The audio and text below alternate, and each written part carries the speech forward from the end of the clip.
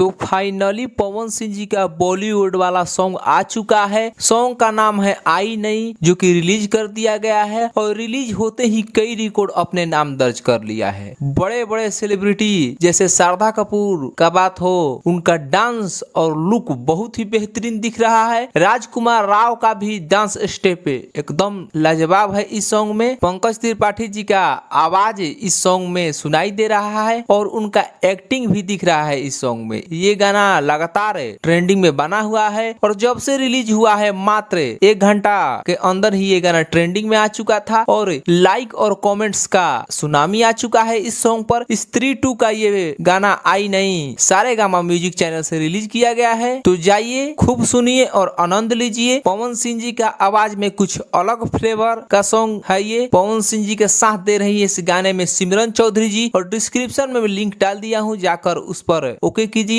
और ज्यादा से ज्यादा उस सॉन्ग का आनंद लीजिए और रिकॉर्ड बनाइए। वैसे आपको बता दें कि ये सॉन्ग कई रिकॉर्ड क्रिएट करेगा, तो आप इस सॉन्ग को कितने बार सुन चुके हैं आप कमेंट कीजिए। मिलते हैं अगले वीडियो में, धन्यवाद।